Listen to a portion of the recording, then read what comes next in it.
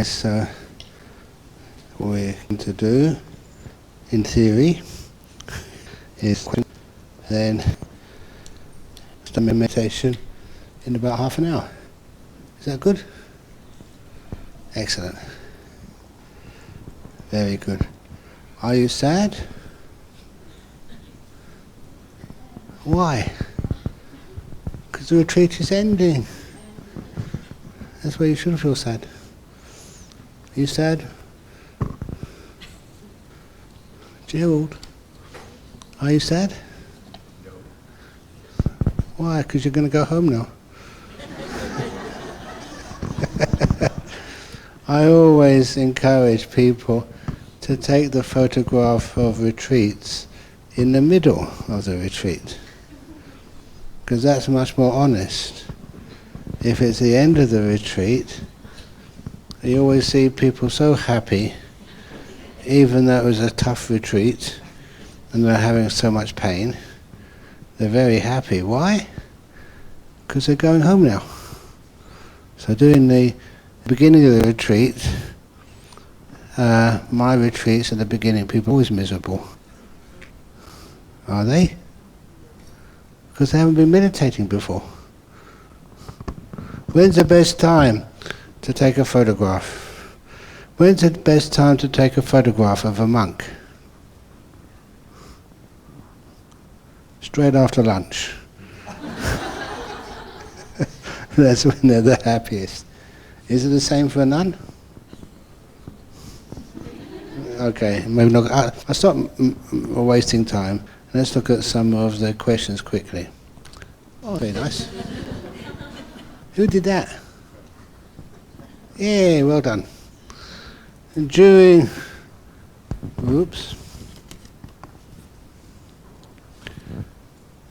today's meditation, my hands seem to disappear. Then gradually my feet get the awareness of hearing and breathing. Remain steady. Thoughts pass through, sitting without pulling me along. Whether my eyes were open or closed made no difference. The silence and clarity remained the same. When I emerged, my mind felt fresh and clear. There was no numbness on my feet. I wanted to remain silent. What have I been experiencing? How to proceed? Thank you. Was it nice? If it was nice, then why do you want to proceed? Stay there. In other words, a lot of times we don't know how to remain silent, remain still. That is when you just enjoy what you are experiencing. A lot of times I say that to people at all stages of the meditation, all stages of life. When you're sick, why do you, when you get peaceful, why do you want to change the situation? Why is it that I noticed this? I went over to Ho Chi Minh City about a month ago, and then to Bangkok, and now to Hong Kong. I asked what the population is, and I was really surprised at all these places. You didn't see any human beings.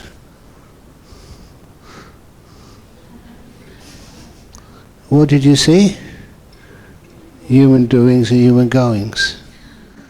Even when you are meditating, are you going somewhere? Are you doing something? Or are you a human being? And that's very profound. It means you look, you listen, or you actually hear, and see what happens. But you don't do anything. And a lot of times, some of those senses disappear. They vanish. And that's one of the best parts of the meditation. So this was wonderful. Some things were disappearing, and you weren't getting agitated. Did they come back again? Yeah, they do. It's a shame, isn't it? I know that sometimes people say they're afraid they're losing their hearing. They're afraid they're losing their sensations. Wonderful. As long as your mindfulness and understanding is strong, then your happiness gets even stronger. That's where we discover the nature of the five senses. Would you like to have another sense as well? I say the more the senses disappear, the more happiness you have. Some people say it's nonsense, so you're correct. Oh, sorry. You mentioned in meditation we should watch the breath, but when I try to watch the breath, I find I'm actually controlling the breath. Correct. How can I watch the breath without controlling it? Thank you, Ajahn. You watch it without owning it. It's not your breath. You know you can't control it. That's like I'm watching Freddie now. Do I control you, Freddie?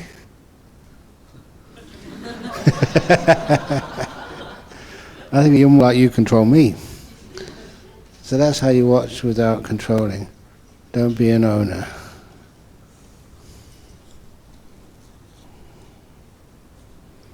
How much do you own? You see me with my bag. You know what that bag is? That's my suitcase. When I go to the airport tomorrow, that's what I'll take with me.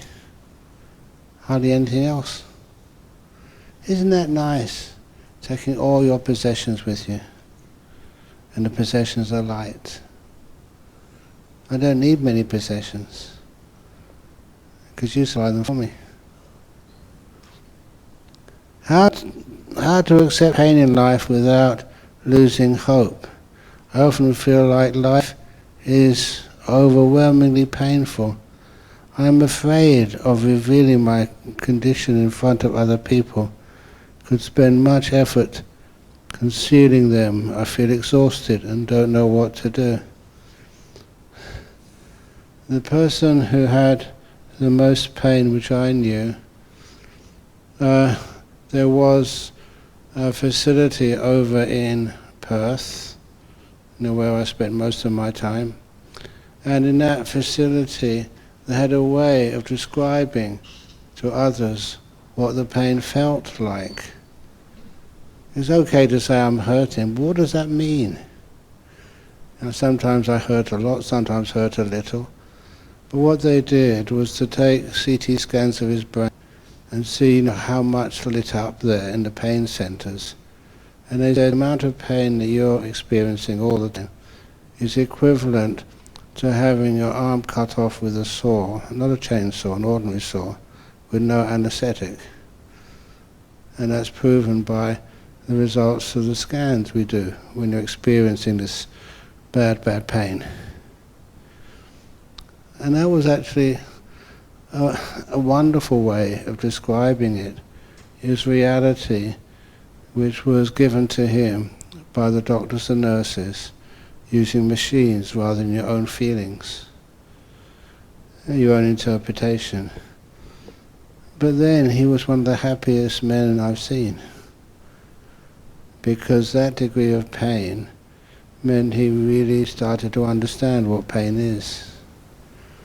And I remember him coming a long time ago to an Olamara temple, and with a big smile on his face, "I've finally done it." And I said, "What have you done?" "I got the signal on the screen, flat." I said, "The EEG?" He said, No, I did that weeks ago. The EEG. The brain activity.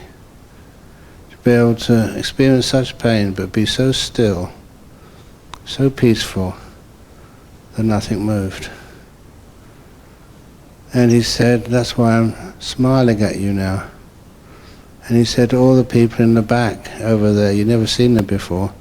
So my doctors and nurses at Osborne Park Hospital in the pain centre, he said they come trying to find out what's going on. How do you deal with physical pain? And you've heard the Buddha kept on saying the mind is the strongest of the senses. The mind is the forerunner of all things. And even the mind can be stronger than the pain. And he said, and I know that now. It's a way of understanding what pain is. And one of the biggest additions to physical pain is what you add on to it. The fear of it, the not wanting it. So sometimes, as a monk, sometimes I'm in situations where there's incredible pain and there's nothing I can do about it. And one of those first times was when, just a simple thing, not that extreme pain you may say, just a really, really, really bad toothache. It meant I could not sleep. It meant at that time I couldn't meditate. I didn't know what to do. And in the monastery there was a little box, a first aid box. It was great they had first aid boxes in monasteries, but you open it and there's nothing in it. Nothing. It had a big red cross on the outside. They didn't know what else to put on it. The red cross meant there's nothing in there. Empty.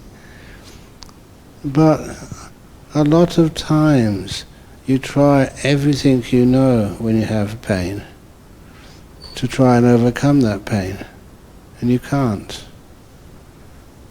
And then it happens to many people, to this guy as well, when I taught him about pain.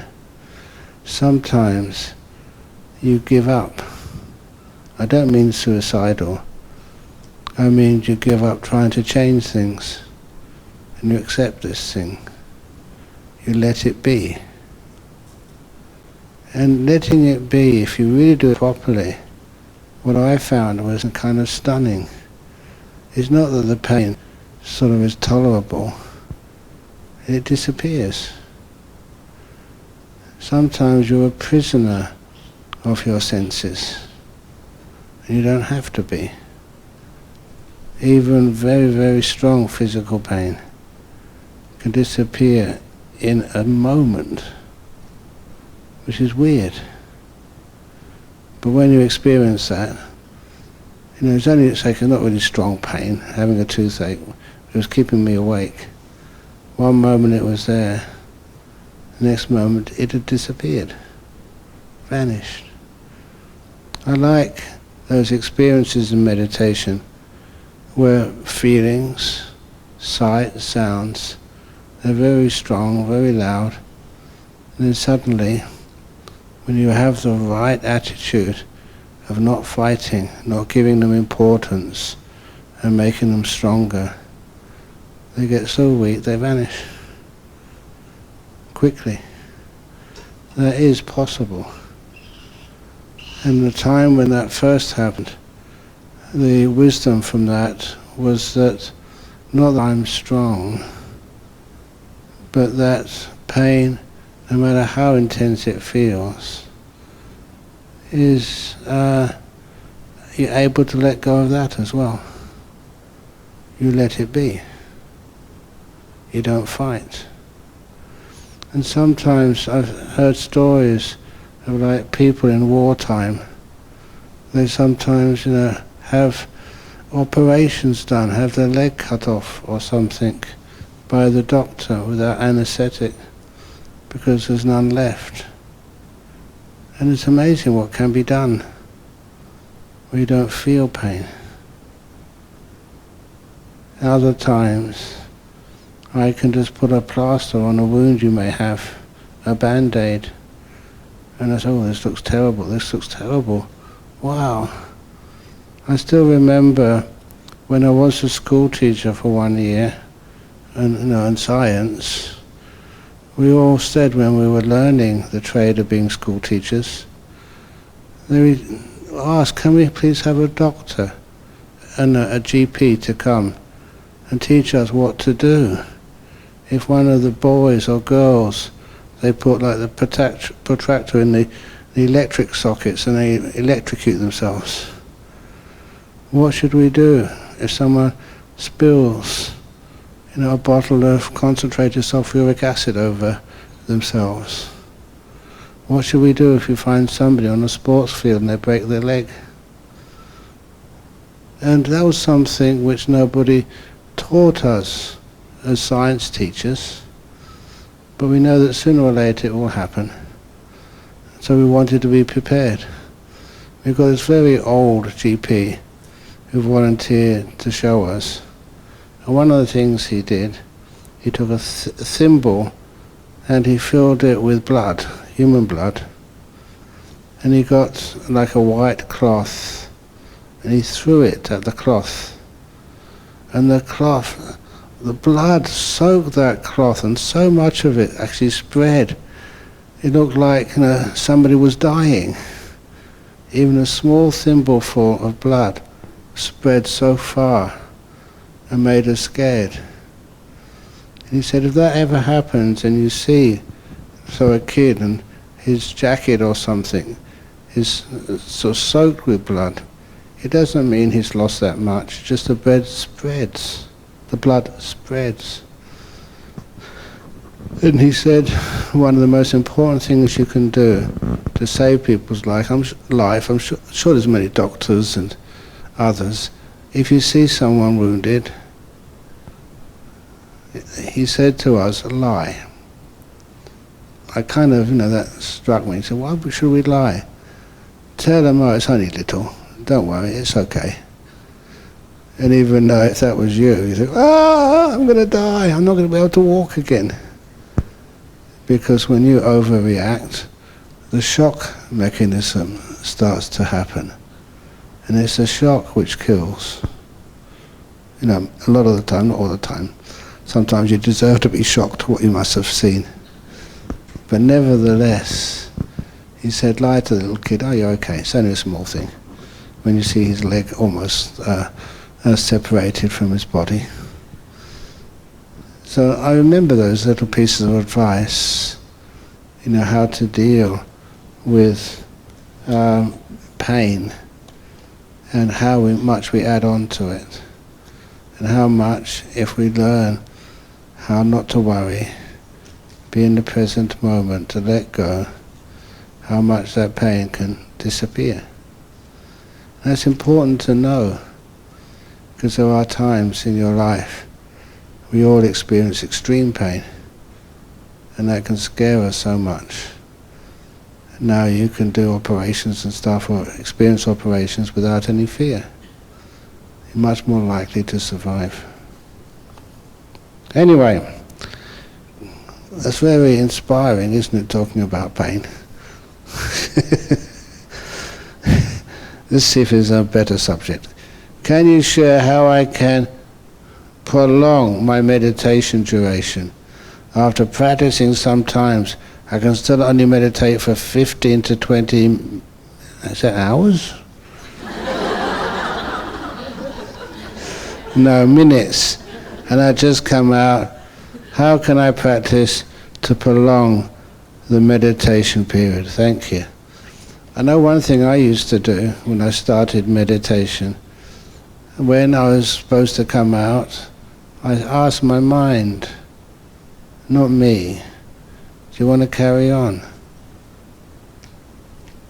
And if I decided no, now mind, do you feel better? Now you've come out of meditation. And the mind always said, no, I don't. I was much better inside meditation. So I prolong it for 5 more minutes, or 10 more minutes, or 15 minutes. Why do you want to come out? Nearly all the time, the mind and the body is way more comfortable inside meditation than outside of meditation. Be honest now, this morning when you woke up in your bed, did you jump out of bed straight away? Wow, another new day, fantastic. Or did you say, oh, another 10 minutes? Why can't you do that for meditation? The meditation state is usually so beautiful. Sometimes you don't want to come out. Sometimes there's a struggle to come out. And honestly, because I'm a monk and I've meditated a long time, I know how to do it. Sometimes if I do meditation, like in Nolamara, it's a struggle to come out of meditation. You know it's half an hour. Do I have to? Sometimes it's like coming out of bed in the morning for me. The opposite way around. I'm in meditation, I just want to carry on. I don't want to open my mouth and talk. So sometimes when the meditation becomes pleasurable, you notice its pleasure, its happiness, its peace. Sometimes it's a struggle to come out. And that's how it happens with those stories, like that monk who meditated on a retreat for 8 days and didn't give a talk until the very end. Didn't go to the toilet. You know, that's wonderful. You know, if I was going to do that, I really should tell Della I wouldn't need a room. You wouldn't need to worry about lunch or breakfast for me. I just sit here, no need for a room. It'd be much cheaper. And you can do the same. Is that a good idea? But anyway, how you increase the duration, notice how much benefit it has and how you can enjoy it and how the bliss or the peace can get deeper and deeper and deeper.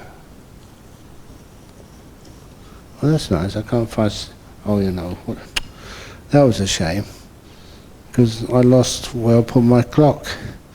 So I didn't know what time it was. So I didn't know when to stop to do the Metta meditation. No, I just seen it.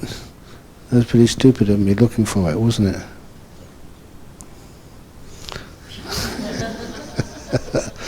I'll hide it. Dear Ajahn, can you talk a little bit more about boredom during meditation? Honestly, I can't.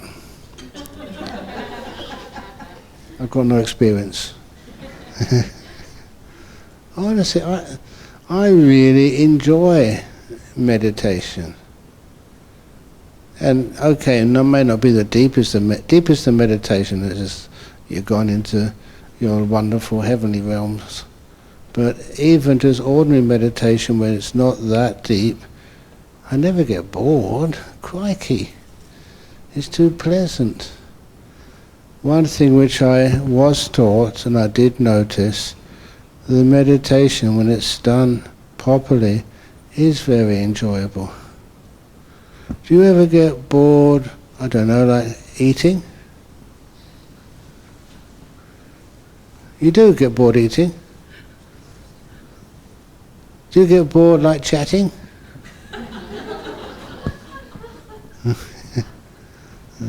Do you get bored listening to Dhamma? Same old stuff. You know all the jokes.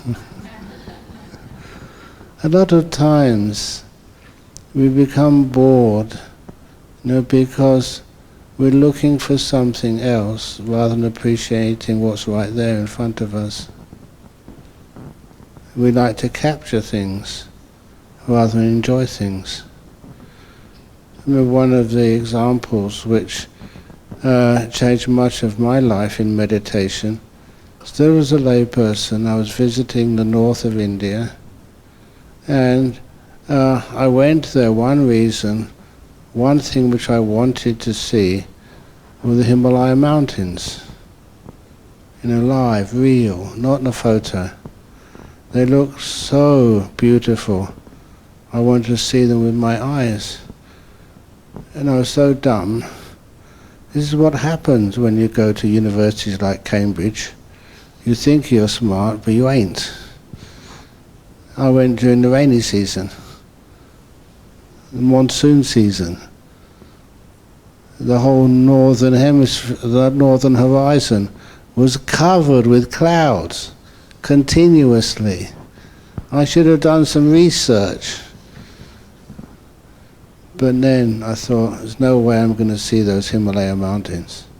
And then one day I was in the north of Nepal, and the car I was in stopped for some lunch. I was free. There was 2 Americans with me. We walked up a hill just for exercise, and when we got to the top of the hill, the clouds parted. And for the first time in a couple of months, you could see the whole range of the Himalaya mountains. It was absolutely breathtaking. Beautiful, gorgeous. You know what I did? I ran down the hill. I left my camera in the car. I grabbed the camera, ran back up the hill. When I got to the top, you know what happened? Mara was doing his thing, and he did a very good job that day. The clouds closed just as I got to the top, so I could take no photos. And the two Americans, they said, "Where did you go? That was beautiful, seeing the Himalaya mountains real." And I felt so stupid.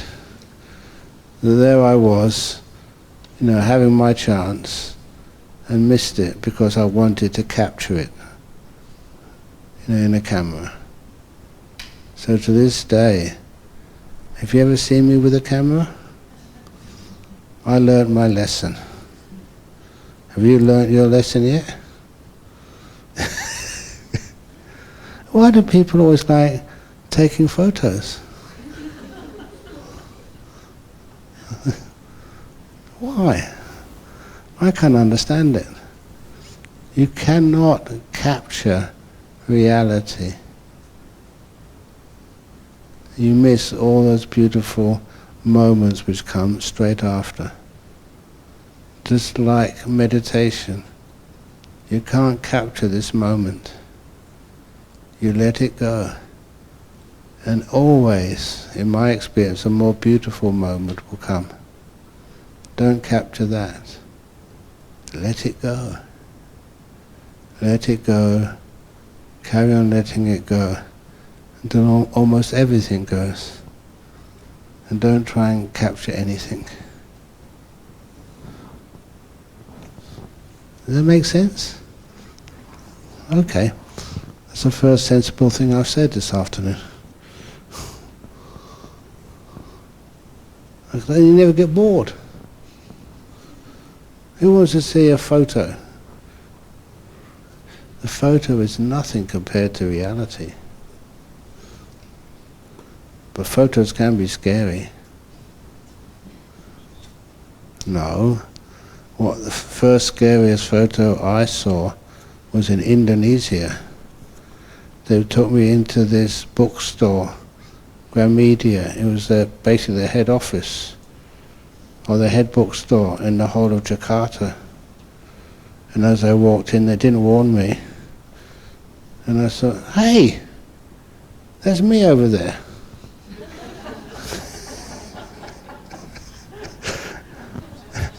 My books in Indonesian were very popular. And they had a big photo of me there, life size. Looked just like me. It's very confusing, you don't know which one's you. What's the answer? Neither. Okay, last question. After practice relaxed to the max, it seems it is opposite to the whole world, like crazy. Will it lead to have no FOLS? When a practice relaxed to the max, it seems it is opposite to the whole world. Our focus. Will it lead to have no focus? It will actually have more focus. The mind will relax and all the extraneous things, unimportant things disappear. The way to focus is not to force the mind onto the object, it's to let go of everything else. When everything else disappears, then just what's left is what's relaxing, peaceful, still, beautiful. And that takes over. And you go even relax into that.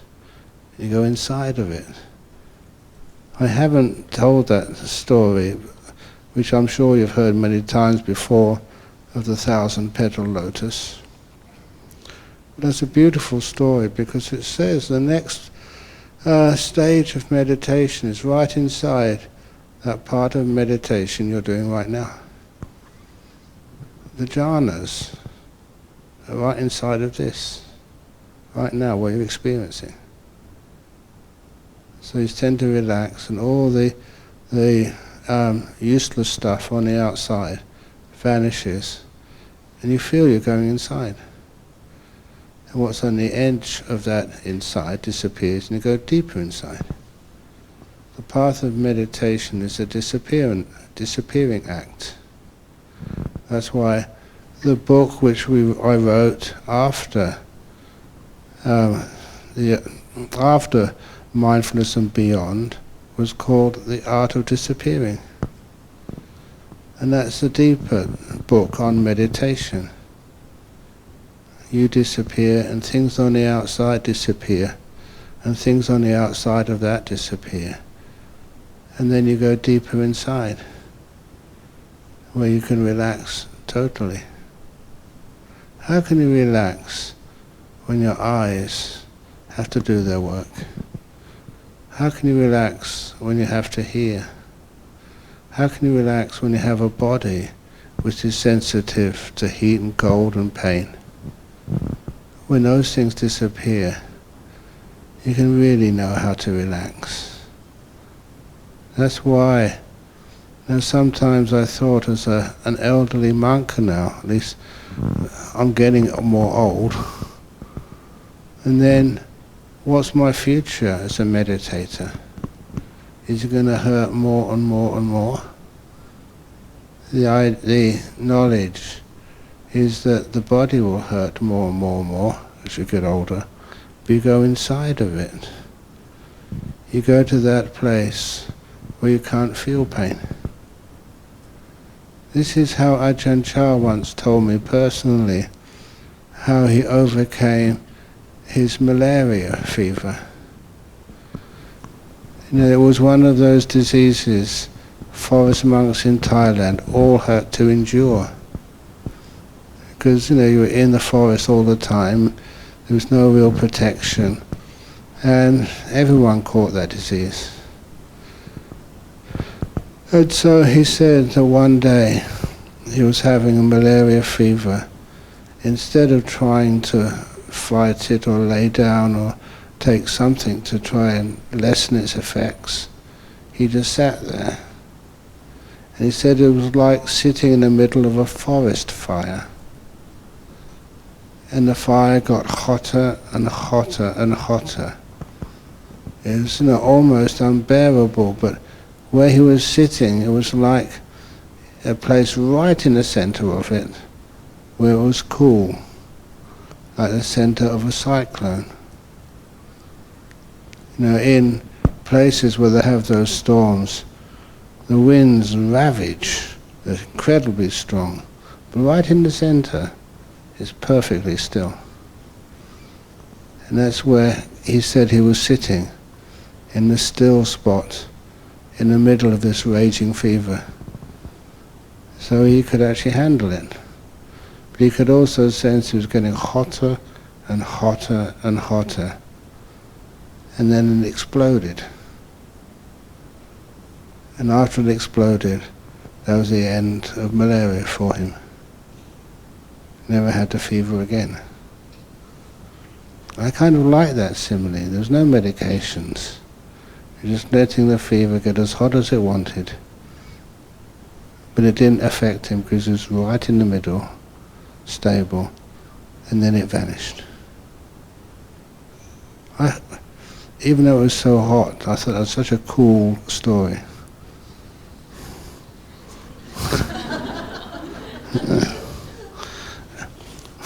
Okay.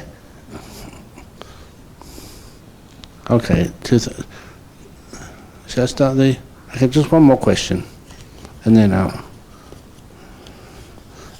start the metta meditation. Why did Ajahn become a monastic? Thank you. I became a monastic almost 52 years ago. I've forgotten.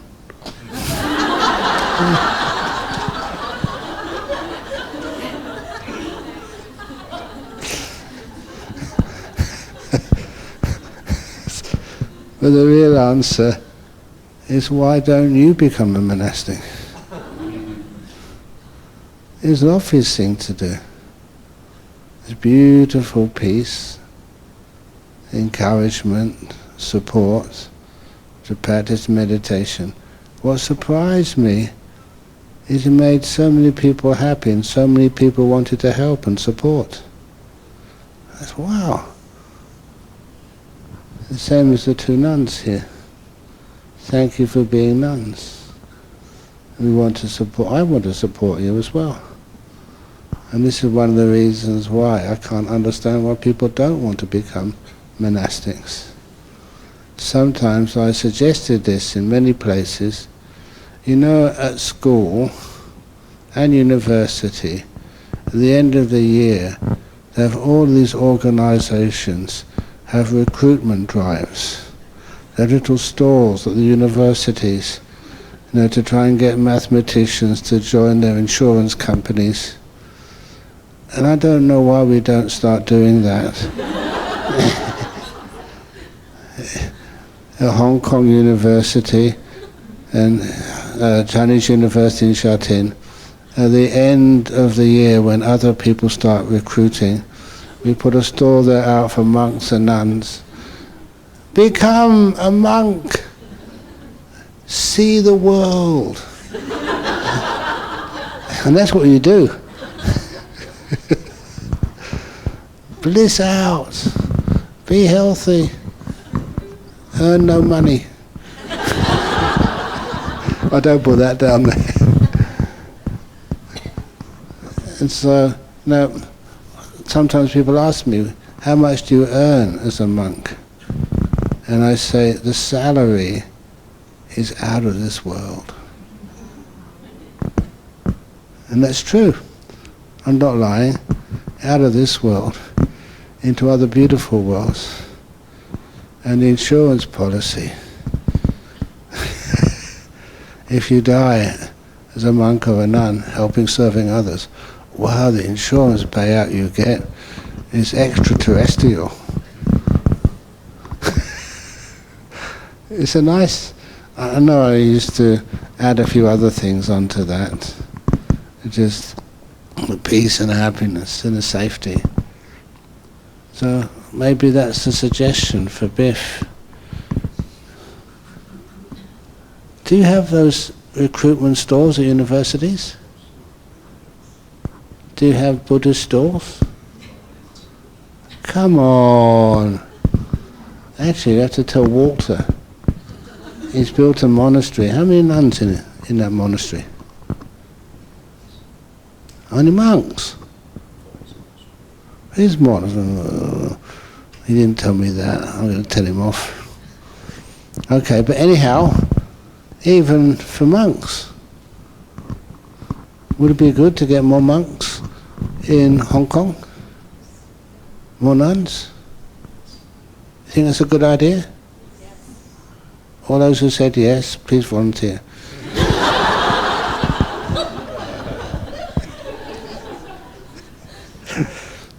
That's one thing where over in Malaysia that one young man wanted to become a bhikkhu and his mother and father complained.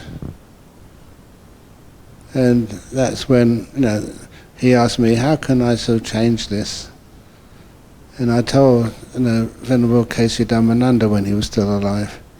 I said, why is that in Malaysia? And he said, it's because in Malaysia, all the Buddhists in Malaysia are very happy and very encouraging when someone ordains as a monk, as long as it's not their son. Same in Hong Kong. Come on.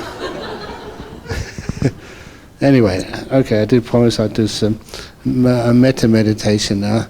So, for those of you who need to go toilet, now's a good time.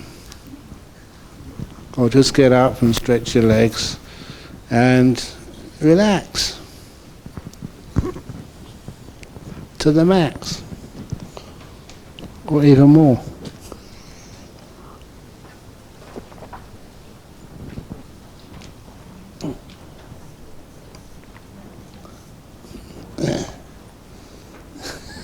You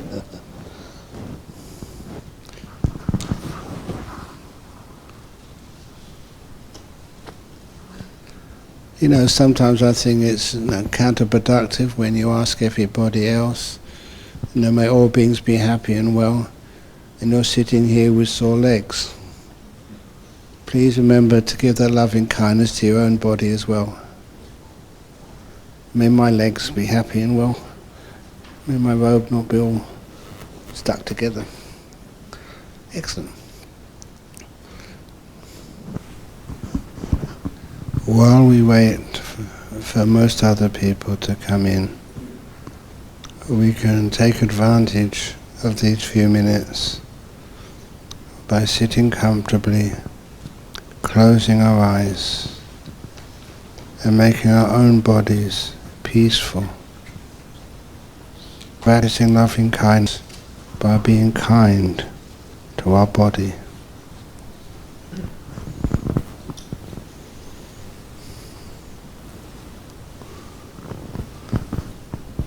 Excellent.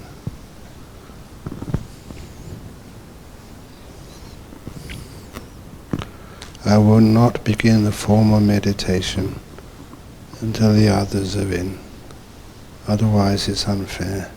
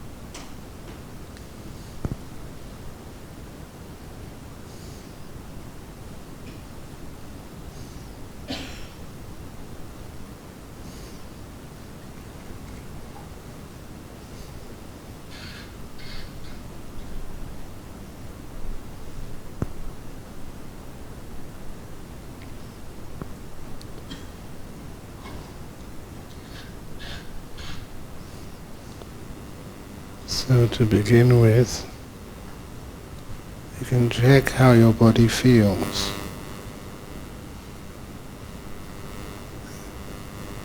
Feet, how are you?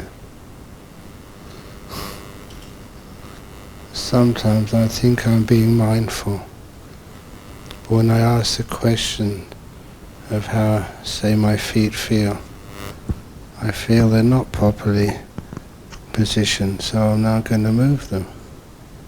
How are your feet right now? When I always say relax to the max, maybe I should swap those words around. To the max, relax.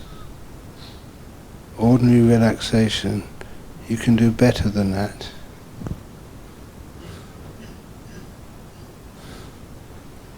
And it's a kind of kindness practice to your own body, which we often forget. And it doesn't matter where I am, how many people are watching, or if it's on being recorded, It's important that I care for my body, really care for it. Oh wow.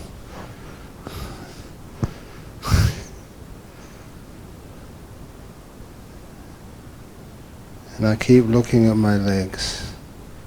It's like those of you who are doctors or carers, you ask a person, how do you feel?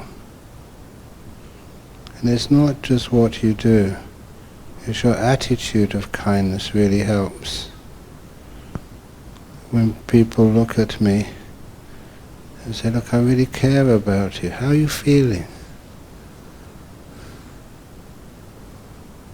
Let me know how I can help. And just that attitude of kindness allows my body to relax. Then I ask my bottom, how are you? Asking how are you, just like you meet your friend on the street, and they sincerely say, how are you feeling? They do really care. And the fact that someone is caring for you helps you relax that much more.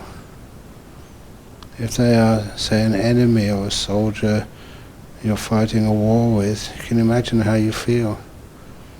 You're scared they may harm you. But yourself, please be kind to you. And just recognizing that the thing behind what's being mindful right now is kind. So you don't have to avoid the mindfulness. You kind of welcome it. My mindfulness now looks at my tummy. That's always something I care about as a monk, because sometimes I eat too fast or slow or something. And sometimes just caring for the digestive system is enough to relax it. Honestly, I did feel a bit of a tummy ache a few moments ago. Please don't give me any medicine. I'm now soothing it with loving kindness meditation. It's incredibly powerful.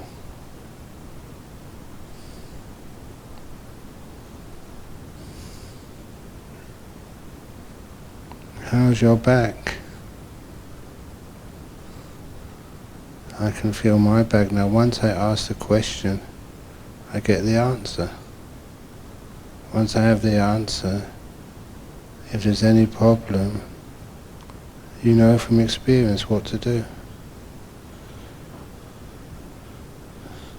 I'm just twisting my back around a tiny bit to exercise it, to relax whatever was causing that tightness. How are my shoulders?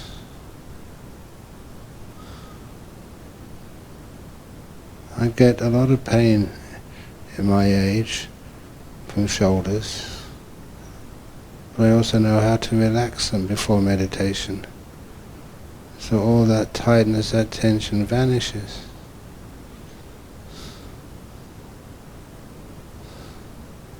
I know where to put my hands. I have them on my lap, but I'm now holding a microphone, so one is in the holding microphone position. I make it as comfortable as possible. I look at my neck. How are you, neck? I'm just noticing the feelings which stand out because they need some adjustment. It's like tuning up your car before you go for a ride. You make sure that everything is working well, or as well as you can make it. And over the years of doing this, you can notice where any weak points are and give those extra attention. Right now, for one reason or another, my neck is a bit sore. So I move it backwards slightly, then forward, to the left, to the right, to get the best position I can. As I'm doing this, I'm being extremely mindful with a purpose. I'm noticing not its position as much as the comfort associated with that position. And I'm giving my neck the opportunity to find the maximum comfort. I realize that's loving kindness. It's caring.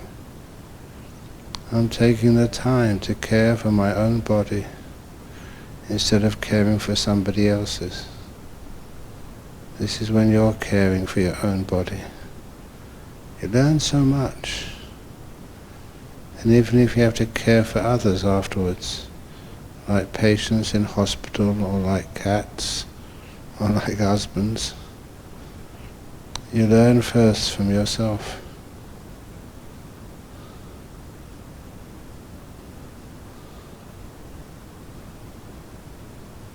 And relax everything in your head. If you have some sort of sickness somewhere, don't run away from it. Feel it. Go into its center like Ajahn did. Often in the center of things there is peace. From the inside you spread kindness. And everything starts to relax a little bit more. One of the great things about mindfulness is it gives feedback. It allows you to see the effects of mindfulness on parts of your body. And if it is that little bit more than mindfulness, what we call kindfulness, it's like you're smiling at parts of the body, even those parts which are hurting, which have been bruised. It's like a great mother reassuring their child, everything will be fine. Mother is here, caring for you.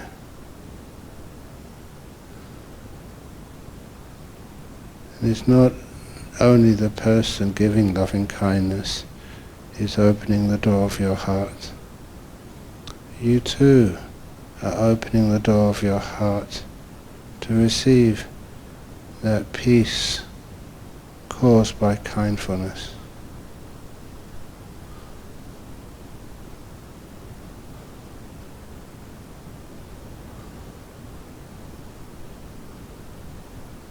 So what am I most aware of right now is kindfulness and its effects on my body. It is relaxing to the max. I understand what those words mean. Let everything get loose and open, expanding. I'm confident enough. I don't close to anything. Everything can come into the realm of kindness and become peaceful and warm and non-threatening.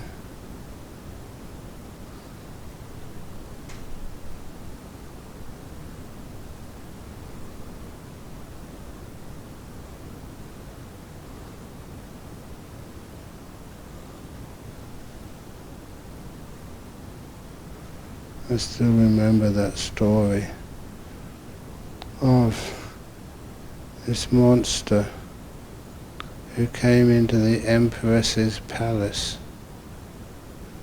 And when everybody said, "Get out of here, you don't belong," the monster grew bigger and more violent. When people tried to drive the monster out, the monster got more violent and more angry.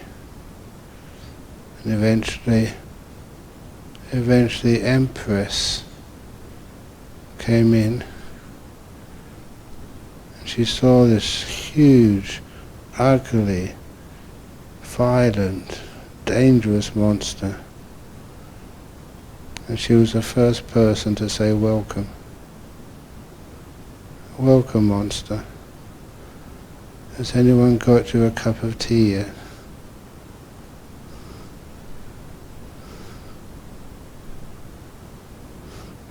"Would you like an egg tart?" And the Empress meant it.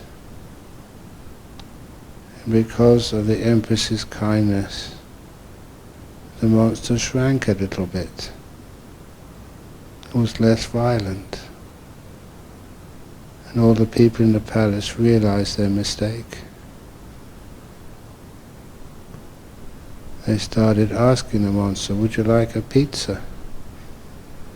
They ordered a monster-sized pizza for the monster. "Would you like other types of drinks?" A few of those soldiers put down their weapons. "Can we give you a foot massage?" And they weren't joking, they meant it. And it was the first time ever this monster received a foot massage. And as the monster was receiving all this free kindness, the monster shrank a little bit every time.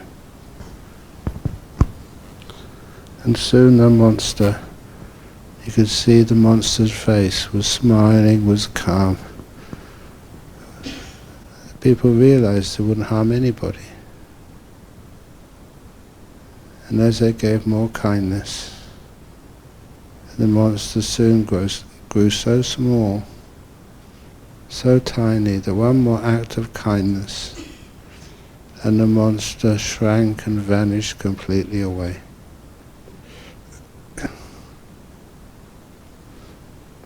And that story, that's in the, the Yaka Samyutta, told by the Buddha. The anger-eating monster, you give it loving kindness, and the monster vanishes completely away.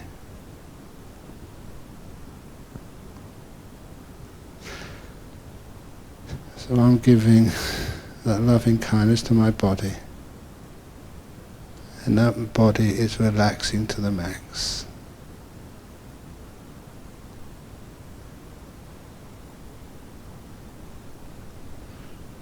I hope you're following.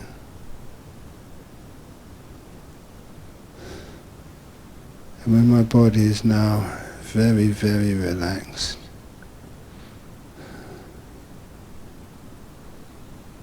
I remember, I keep that loving kindness, that lack of fear, the lack of looking at my body. What do you need? I will do it. And at this point, I do my imaginary opening of loving kindness. I imagine I'm walking for exercise, alone, down a street in Hong Kong. And as I'm walking, I hear this sound. It's I cannot work out what it is, but it's some animal in a lot of distress. Even though I'm a monk and haven't got much time, I can't ignore it. I follow the sound, and when it appears to be getting a little bit louder, I realize I'm getting closer to whatever's causing that sound. And as I get really close, I see it's a corner of a derelict building. Whatever's causing that sound can see me, but I can't see it. I'm not sure what it is, but just because of my training I can't resist by giving it all of my loving kindness. Little being, whoever you are, whatever you are, I'm not sure if you're going to attack me, bite me, inject venom into me, make me really sick. I just can't resist. I want to help you. I want to care for you. Please give me the privilege of helping.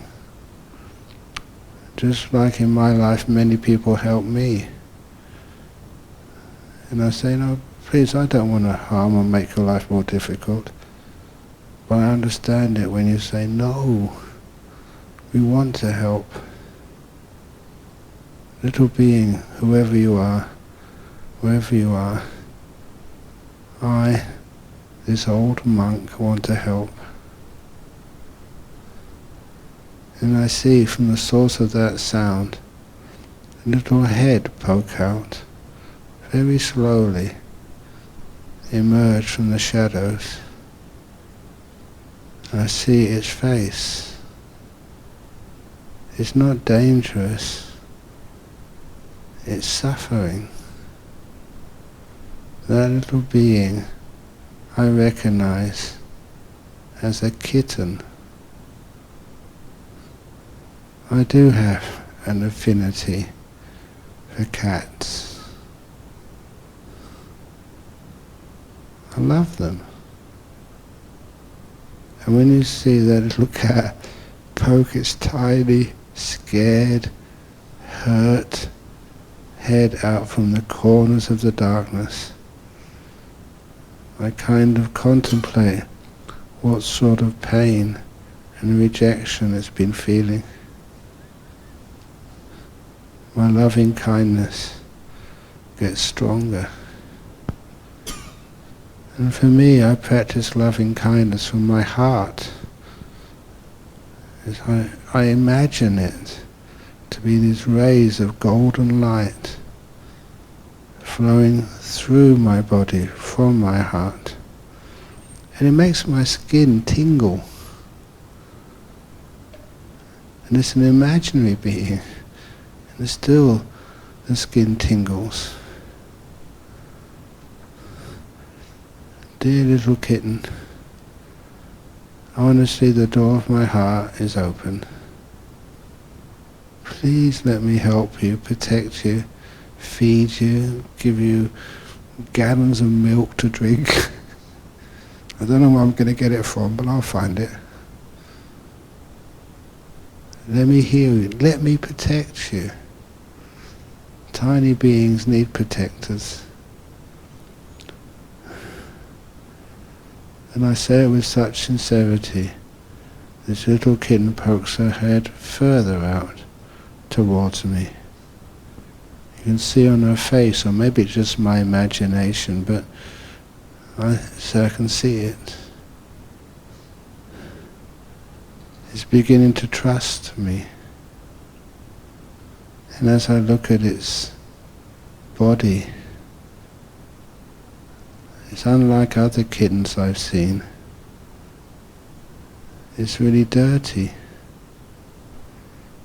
And when I look even more closely, it's got scabs of blood on its fur. That poor being, I don't know what has happened to it, but someone has either bitten it, hit it, caused it to bleed, and that little kitten, only looking for help, has been hurt so badly. That makes my loving kindness go to the next level. look, I really care for you. I promise, even though I'm a monk, I will look after you forever. Let me be your friend. Let me care for you. And I know it's sincere, but even though I already know the sincerity, the little kitten proves it. It comes out from the darkness, comes closer to me. I extend my hand so slowly, so tenderly, and the little kitten allows me to touch it. And I touch it with such softness. When I touch the body of that little kitten,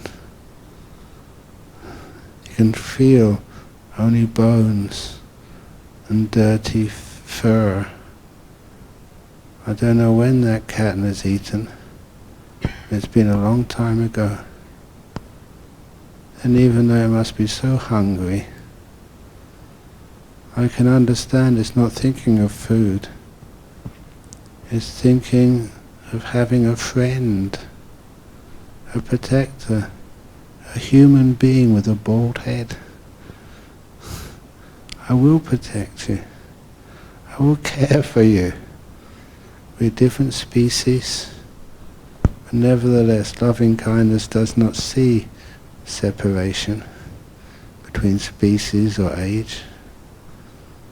Little being, please give me the privilege of helping. And I put my hand under the belly of that little kitten. I can feel the wounds. So I pick it up so gently. It does squirm slightly a couple of times. I'm sorry. I'm trying to be kind.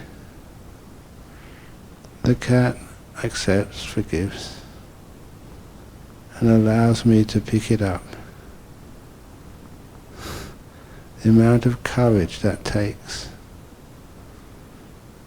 of that little kitten. As I pick it up, you can see it closes its eyes out of trust.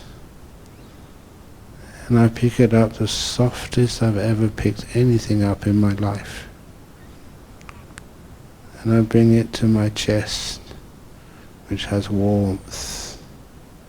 All the time I'm spreading this rays of loving kindness from my chest into the body of that little kitten. It trusts me so much by now.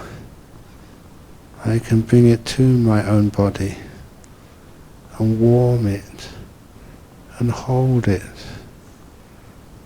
And as I'm holding and warming it, for the first time I heard this little being purr. I'm not sure if little kittens can purr. I'm no expert. I imagine it.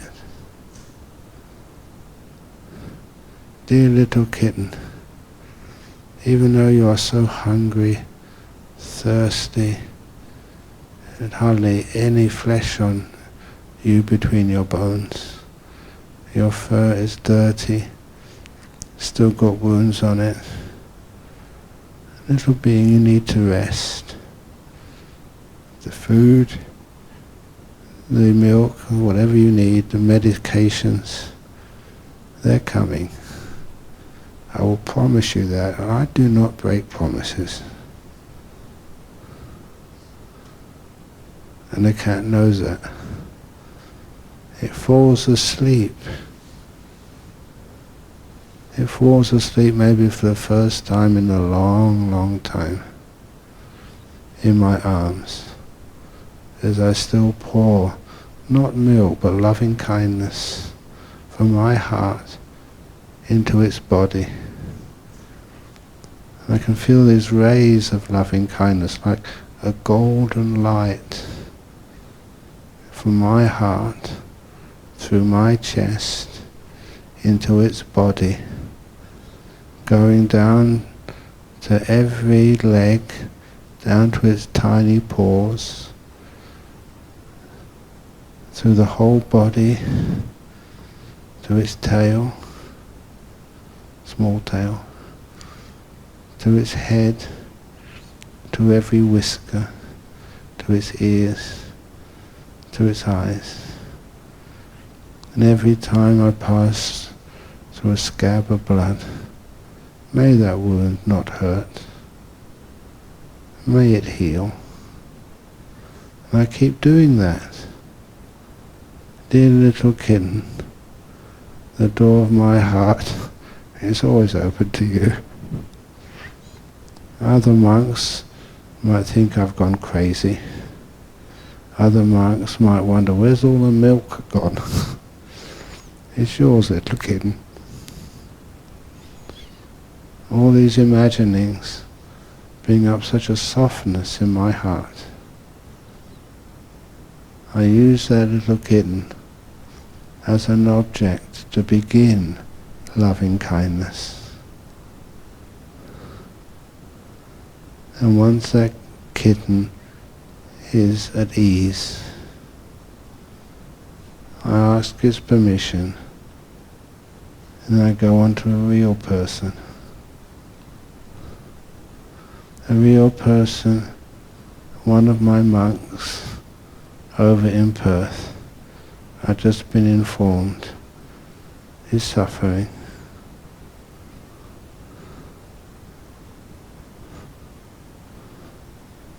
I imagine them as if they were right before me. I do not open my eyes, I use the powers of my imagination.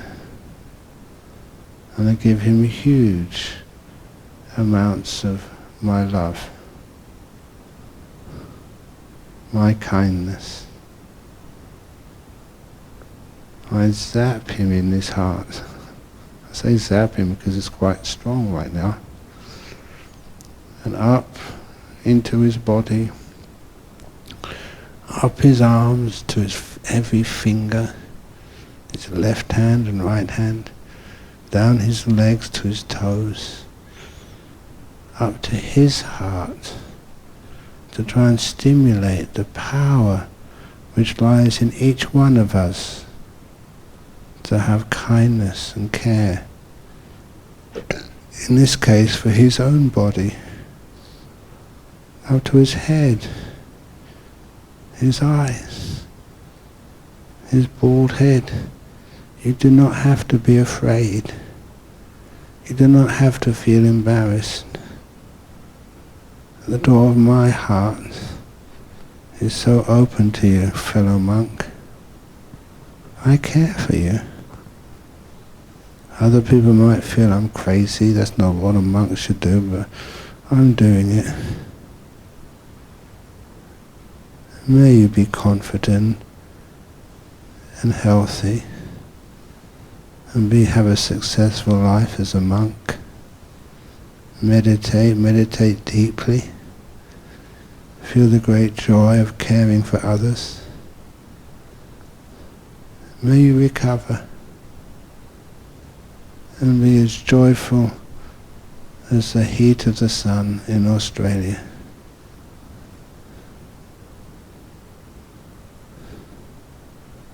And I just stay there with that feeling. It feels good. I'm not saying it feels good. It feels beautiful. And then I switch to coming back here. I don't open my eyes. I don't need to. I imagine all the people in this room, all the people I've been sharing these few days with, all the people I've known for years. Most of you are reasonably healthy. You can always be a little bit more healthy. And that's what I wish for you. And I know the way that happens. To have this loving kindness. Receive it from me first of all. And this beautiful golden light coming into your body. I don't care if it's male or female. I give it to you freely, and allow it to come into your heart area to stimulate that part of your body and spread from there. It's like a positive infection with kindness and gentleness as you start to love your own body and caring for it like you're your own mother. Do you remember, if you had a kind mother, how she would take days off work to look after you if you were sick? How she would care for you so beautifully. How if you had a headache, she'd stroke your head. How just that warmth. She's not trained as a doctor, but she was the best doctor you could ever get. Healed everything. Imagine that loving kindness going to each one of you, and from you to each one of the others, and back to me, and back around and around, as we spin this healing, beautiful, superhuman web of loving kindness to everyone in this room, to every being. May all of you be happy and well. I mean that. May you be at peace. Fear nothing. Forgive everyone. And find the true source of peace in this room. The kindness we share. And now I kind of check my chest area again. And it's really tingling now. It's like it's alive. As energy passes through it to each one of you. And as the energy comes back into my body and out again. This loving kindness which is dynamic but still peaceful. And soon it gets strong. Every time this seems to happen, I just cannot stop by giving loving kindness only to you. It goes outside of this room, especially to the people who served me lunch today. See that waiter who served me yesterday and the day before. He does not realize how much loving kindness he's getting from me. And not just him, but all the other people in this hotel. All the people I pass, and they don't recognize me or realize what they're receiving right now. May all of you be at peace. Have a smile, not just on your face, but inside your heart. Loving kindness is contagious, and I infect each one of you. May all beings in this hotel, just visiting, who know me, don't know me, whatever religion, may you, or no religion, may all beings in this hotel be happy, know real happiness. They understand real happiness, and have any sicknesses which they're afraid of become free from them. No worry at all. And may they also generate that beautiful feeling of love, like a chain reaction from this hotel to the other buildings surrounding it, to the great airport of Hong Kong. So many people there. They're flying with hope in their heart, meeting, longing to meet people they haven't seen for so many months, working hard. some flying over some of the most dangerous places in this world. May all of you receive our thanks for who you are, what you're doing. And may that loving kindness spread even further as it goes beyond Lantau over to the main center of Hong Kong, the place where you work, the suburbs where you live, the neighbors who you greet every day, the people you don't ever see, the people on the roads you pass, into Kowloon, into the whole of these territories which are called Hong Kong. May all beings there be happy and well. I can't sort of not mention Sha Tin, the hotel there, the Chinese University, of course the Hong Kong University too. I go there regularly. You make friends there, good friends, kind friends. And I give you my kindness, huge. May all the beings in these territories be free from anxiety, free from pain, free from difficulties, and may they cherish the happiness they've received and the happiness they give. Happiness and joy is there to be recognized, and it grows. And then you can spread even further, not just to human beings, but to animals, birds, things which crawl underground, to all beings in the great territories of China. You can imagine just the number of people, the kilometers your loving kindness is going to spread. People suffering in hospitals, people just running through the streets enjoying themselves, people playing soccer, doing exams, people doing work. May all beings, with absolutely no exception, be happy, be healthy, and love each other. And these beautiful feelings of metta, karuna mudita upekkha, loving kindness, may that spread even further, because it knows no boundaries.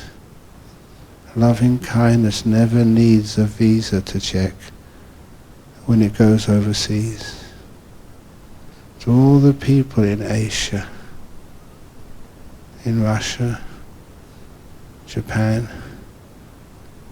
all the other countries of Asia, the great lands of India, where the Buddha was born and lived, Nepal, Pakistan. We don't care about religion, we just care about love and kindness. To the whole of Sri Lanka, where I spent such a long time, Thailand obviously, in Laos, all the countries of Asia, even Australasia, where my friends are, who I haven't seen for a week or so, to all the lands over in the trouble zones of the Middle East. May, even though there's explosions in the night, please know that there's still people you don't even know are sending you love, kindness, healing. Even further over to Israel, other countries in the Middle East, Saudi Arabia, Dubai. over to Eastern Europe, the whole of Europe, Italy, over to West Europe, over to UK and Scotland, Wales, Ireland, where a lot of my family still live. Right now, all the beings residing in those places, and the places I haven't mentioned, Spain and Africa, North and South Africa, all those places in the Americas, on all beings, and I really mean all beings, the people who have difficulty sending loving kindness towards, like, I don't know, Donald Trump, may you be happy and well. If you are soft and caring, it's so easy to be forgiving to others. May all beings in this whole globe who are at sea, in the air, underground, not just humans, all beings, may you be at peace. May you know the joy, the happiness of loving kindness. I know my heart region is really tender. And as I pause there for a little bit,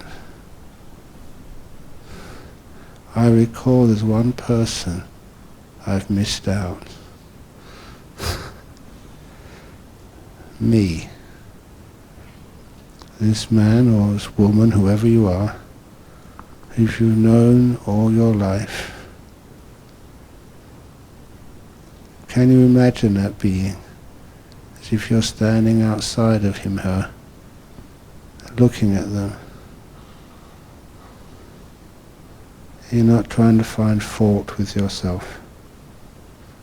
You're looking with this beautiful loving kindness. I care for me. The door of my house is my heart. My forgiveness, my love is open to me. Even as a senior monk, I sometimes say silly things. Regret them afterwards. I now forgive them. I'm trying my best to inspire, to be kind. You say that to yourself. May I be happy and well. May I forgive my mistakes. May I care for this body, for this mind. May I grow in the Dhamma, not stay still out of fear. As you give this loving kindness to the person who bears your name. I will now pause for a couple of minutes.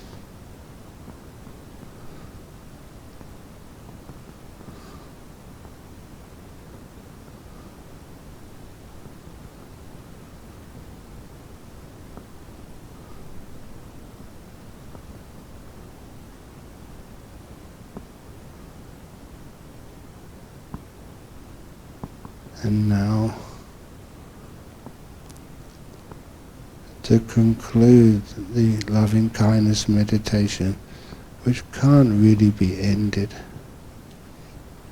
I imagine I spread all this beautiful energy and envelop the whole globe like putting the earth in a beautiful silk blanket. Now imagine drawing that energy back. I leave the warmth out there in the world, but I draw the blanket back, the energy, the light of loving kindness. It moves out of Afro-America, out of Europe, out of Asia, out of Australia, New Zealand, and comes back into China, shrinks back into Hong Kong, shrinks back into Lantau, shrinks back into this hotel, into the 3rd floor, from where it began. Imagine it coming back, each into our hearts, as a beautiful golden ball of concentrated loving kindness. Intense, golden, almost incandescent. And it hovers over your heart, which you imagine like a white, pure white lotus flower. And then you imagine this lotus, which is your heart, closing and enveloping that beautiful loving kindness. The only thing which can protect it and keep it safe for another time, another place, but never to disappear. Please keep your eyes closed while I give the final blessing.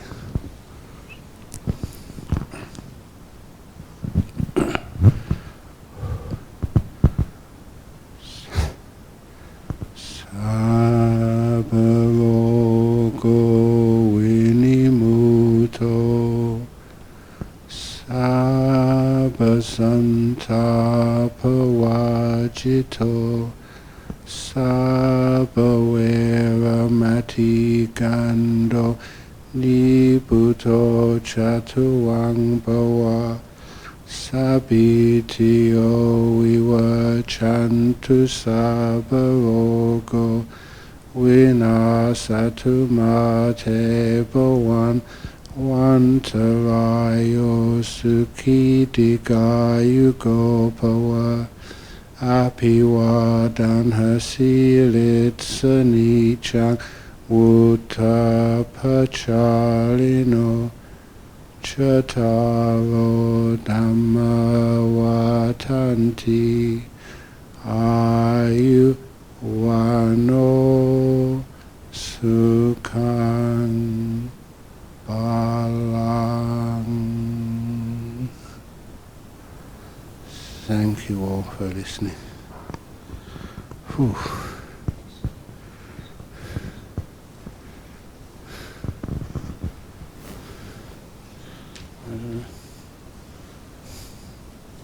Oh, that's not bad. It is now 20 to 4. We'll do the photo. Good idea. Offer first. I think photo first, then those people who have to leave early can come first for the donations, and those who've got a bit more time can wait a bit longer. Is that fair enough? Okay. I know everyone wants a photo.